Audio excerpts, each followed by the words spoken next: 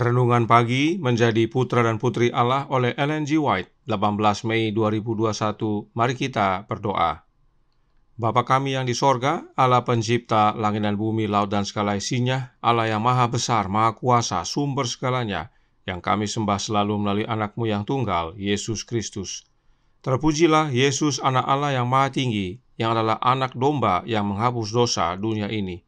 Pada pagi hari ini kami bersyukur boleh bangun dan berbakti, dan sebagaimana membaca dan mendengarkan nasihat firman-Mu, kiranya Roh-Mu ya Yesus menuntun kami agar kami semua diubahkan. Beserta kami sepanjang perbaktian ini, kehendak-Mu yang jadi. Ampun kami akan dosa dan salah, karena kami berdoa hanya dalam nama anak Allah yang tunggal, Yesus Kristus, yang adalah Tuhan dan Juru Selamat kami. Amin. Renungan hari ini akan dibacakan oleh Ibu Lani Kaumpungan. Silahkan Ibu Lani. Shalom, selamat pagi. Judul renungan kita pada pagi hari ini, 18 Mei 2021. Ia disalah mengerti dan sering berdiri sendiri. Ayat inti terdapat dalam Yesaya 63 ayat 3. Aku seorang dirilah yang melakukan pengirikan, dan dari antara umatku tidak ada yang menemani aku. Betapa besar pertolongan yang akan diperoleh oleh kaum keluarganya secara dunia jika mereka percaya kepadanya sebagai seorang yang turun dari surga dan bekerja sama dengan Dia menyelesaikan pekerjaan Allah. Kekurang percayaan mereka melontarkan bayang-bayang gelap atas kehidupan Yesus secara dunia. Itu adalah sebagian cawan pahit yang diteguknya bagi kita. Dengan ukuran mereka yang dangkal itu, mereka tidak dapat menduga tugas yang akan dilakukannya, dan oleh sebab itu tidak menaruh simpati kepadanya di dalam penderitaannya. Perkataan mereka yang kasar dan tidak dihargai menunjukkan bahwa mereka belum mempunyai penerimaan yang benar akan tabiatnya dan tidak dapat memperhatikan bahwa keilahian telah berpadu dengan kemanusiaan. Mereka sering melihat Dia penuh dengan duka, tetapi gantinya menghibur Dia. Roh dan perkataan mereka hanya melukai hatinya. Perkara-perkara yang demikian inilah membuat jalannya penuh dengan duri. Kristus sangat disakiti oleh kurang penghargaan di rumahnya, sehingga baginya lebih baik pergi ke tempat di mana perkara yang demikian itu tidak ada. Ada satu rumah tempat bertamu yang disukainya, rumah Lazarus, Maria, dan Marta, karena di dalam suasana iman dan kasih rohnya mendapat perhentian. Namun demikian, belum seorang pun di atas dunia yang dapat memahami tugasnya atau mengetahui beban yang dipikulnya demi kepentingan manusia. Sering ia mendapat keteduhan hanya waktu sendirian dan berhubungan dengan Bapaknya yang di sorga. Orang yang dipanggil menanggung sengsara karena Kristus, yang menderita oleh salah paham dan kurang percaya, walaupun di rumahnya sendiri, dapat memperoleh hiburan dalam pikiran bahwa Yesus telah menanggung hal yang demikian juga. Ia digerakkan oleh kasih terhadap mereka itu. Ia mengundang mereka mendapatkan persahabatan dalam Dia, dan hiburan yang diperolehnya di dalam perhubungan dengan Bapa. Mereka yang menerima Kristus sebagai juru selamat pribadi tidak ditinggalkan sebagai yatim piatu menanggung pencobaan sendirian. Ia menerima mereka sebagai anggota keluarga surga. Ia mengundang supaya memanggil Bapaknya sebagai Bapa mereka. Mereka adalah anak-anaknya yang dikasihi oleh Allah, terikat kepadanya oleh ikatan yang paling manis dan kekal. Kasihnya terhadap mereka amat luas dan lembut, melebihi apa yang ibu bapa rasakan terhadap kita di dalam keadaan kita yang tidak berdaya, karena yang ilahi lebih tinggi dari yang bersifat manusia. Demikianlah renungan kita pada pagi hari ini. Makasih. Terima kasih atas penata layanan Ibu Lani. Tuhan Yesus memberkati. Selamat pagi saudaraku dalam Tuhan. Roh Nubuat menceritakan dalam buku Kerinduan Segala Zaman, buku pertama, halaman 86, paragraf pertama yang berbunyi, namun sepanjang masa kanak-kanak, masa muda, dan masa dewasa, Yesus berjalan seorang diri. Dalam kesucian dan kesetiaannya, ia mengirik apitan anggur seorang diri, dan tiada seorang pun yang menyertai dia. Ia memikul beban kewajiban yang luar biasa beratnya untuk keselamatan umat manusia. Ia mengetahui bahwa kecuali ada suatu perubahan yang nyata dalam asas-asas serta maksud-maksud umat manusia, semuanya pasti akan binasa.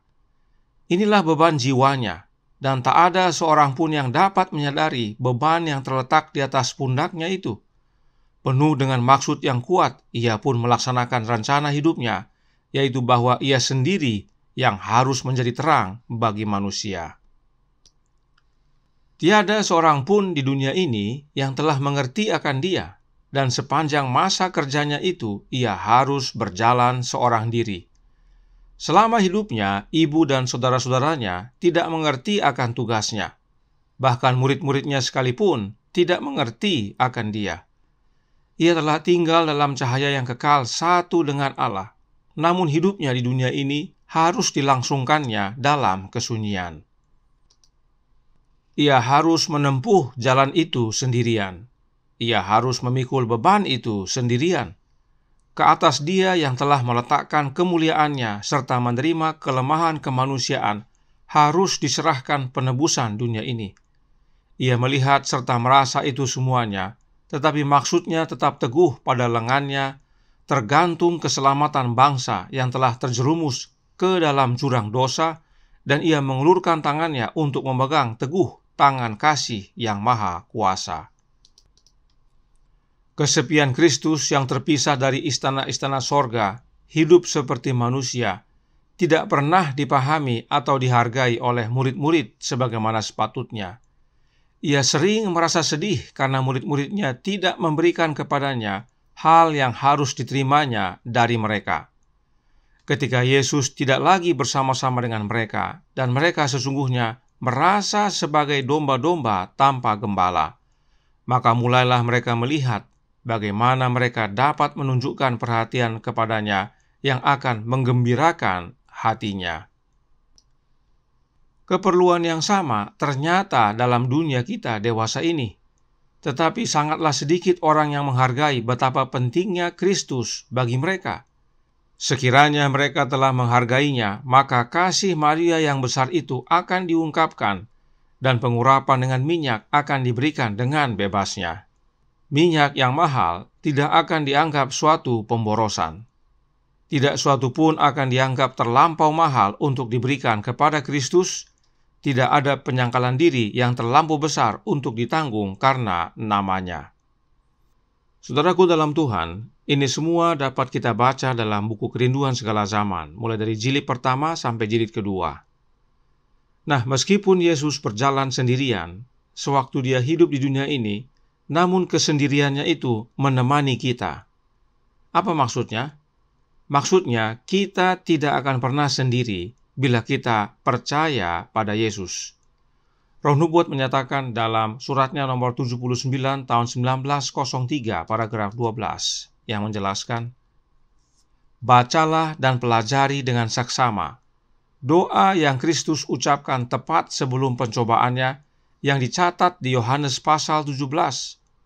Ikuti ajarannya dan Anda akan dibawa ke dalam kesatuan.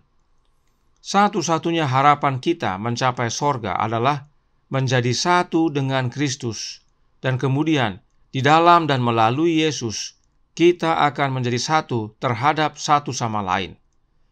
Tidak seorang pun dipanggil untuk berjalan sendirian. Di dalam Kristus, kehidupan dan kekekalan diperlihatkan. Ia telah membuka jalan menuju kerajaan sorga kepada mereka yang percaya padanya. Ia tidak menunjukkan jalan yang berbeda kepada siapapun. Jalannya sama kepada semua orang.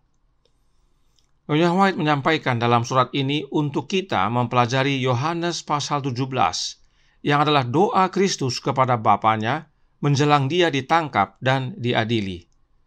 Dan jika kita bersatu dengan Kristus, Kristus di dalam kita dan kita dalam Kristus, maka persatuan menjadi bagian kita umat-umat-Nya.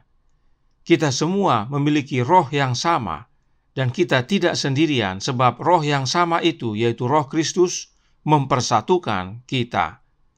Itu sebabnya tidak seorang pun dipanggil untuk berjalan sendirian, asal semua memiliki Kristus dalam hidupnya masing-masing.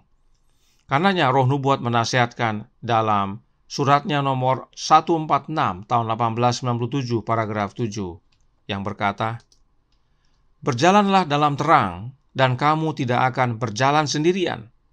Pengamat sorgawi memperhatikan semua hal, dan ketika umatnya berjalan sesuai dengan terang yang diberikan, Allah akan memalingkan wajahnya ke arah mereka dalam kasih dan memberkati mereka." Mengapa berjalan dalam terang maka kita tidak berjalan sendirian? Sebab terang itu adalah Yesus Kristus itu sendiri yang telah diberikan Bapa kepada kita umatnya. Christian's Education halaman 80 paragraf 2 menyatakan, Yesus adalah terang yang menerangi setiap orang yang datang ke dunia. Dia adalah terang dunia, dan Dia meminta kita datang kepadanya dan belajar darinya. Yesus berkata, "Aku telah datang ke dalam dunia sebagai terang, supaya setiap orang yang percaya kepadaku janganlah tinggal dalam kegelapan." Yohanes 12 ayat 46. Yesuslah terang itu yang Bapa berikan kepada kita. Bila kita berjalan dalam Yesus, kita tidak berjalan sendirian, sebab Yesus berjalan bersama kita. Kesendirian Yesus adalah kebersamaan kita. Apa maksudnya? Maksudnya adalah sepanjang masa hidupnya di dunia ini, Yesus berjalan sendiri. Bahkan menjelang kematiannya, Yesus berdoa sendirian, sementara murid-murid yang Dia ajak tertidur. Saat Yesus ditangkap, semua murid lari. Meski ada satu yang ikut ke rumah imam besar, namun tidak dapat berbuat banyak. Saat disiksa, tidak ada yang bisa tolong. Saat disalibkan, semua mencemooh, termasuk 2 penyamun yang disalibkan bersama Dia. Namun setelah Yesus bangkit dan bersama dengan murid-muridnya 40 hari, Yesus pun kembali ke sorga.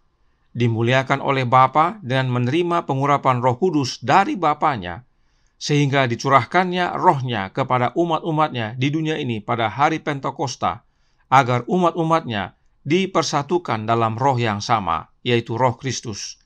Sebab Yesus sendiri telah berjanji dalam Matius 28 ayat 20 yang berkata, "Dan ajarlah mereka melakukan segala sesuatu yang telah kuperintahkan kepadamu, dan ketahuilah, Aku menyertai kamu senantiasa sampai kepada akhir zaman." Yesus sendiri yang menyertai kita. Bagaimana caranya Yesus menyertai kita? Perhatikan pernyataan Roh Nubuat berikut ini yang sudah cukup sering kita baca. Dalam Kerinduan Segala Zaman, buku pertama, halaman 166, paragraf 3, yang menjelaskan, "Sementara Yesus melayani di bait suci yang di sorga, oleh rohnya, yaitu rohnya Kristus, Ia masih juga melayani jemaat di dunia ini. Ia ditarik dari mata perasaan, akan tetapi janji perpisahannya ditepati. Dan ketahuilah, Aku menyertai kamu senantiasa sampai kepada akhir zaman." Matius 28 ayat 20. Jelas sekali, saudaraku dalam Tuhan, meski Yesus sudah kembali ke sorga setelah kebangkitannya, namun oleh kehadiran rohnya, yaitu roh Kristus, Yesus masih menyertai dan melayani kita. Sebab Dia berjanji untuk menyertai kita sampai akhir zaman, dan Yesus tepati janjinya. Yesus tidak suruh oknum lain atau orang lain untuk sertai kita, tetapi Yesus sendiri hadir bersama kita melalui kehadiran rohnya. Karenanya, jangan lupa kutipan ini. Dan jangan lupa, kesendirian Yesus adalah kebersamaan kita. Kita tidak akan berjalan sendiri lagi, karena Yesus beserta kita. Tuhan memberkati. Saya bawa dalam nama Yesus. Amin. Mari kita berdoa. Bapa kami yang di sorga, Allah pencipta langit dan bumi, laut dan segala isinya, Allah yang maha besar, maha kuasa, sumber segalanya, yang kami sembah selalu melalui anak-Mu yang tunggal, Yesus Kristus. Terima kasih atas pekabaran yang indah pagi hari ini. Bagaimana kehidupan Yesus yang sendiri di dunia ini. Tidak ada yang mengerti Dia. Orang tua, adik kakak, murid-murid, semua tidak mengerti. Namun Dia tetap jalani. Ini menjadi sukacita dan kekuatan bagi kami, karena kesendiriannya itu kami dapat dipersatukan. Sebab oleh Roh-Nya lah kami disatukan dalam hidup kami di dunia ini, hingga kami tiba di sorga nanti. Karenanya, curahkan Roh anak-Mu ya Bapa dalam hati kami, agar kami berjalan bersama Yesus setiap hari. Kami serahkan hidup kami sepanjang hari ini, kehendak-Mu yang jadi. Ampun kami akan dosa dan salah, karena kami berdoa hanya dalam nama Anak Allah yang tunggal, Yesus Kristus, yang adalah Tuhan dan Juru Selamat kami. Amin.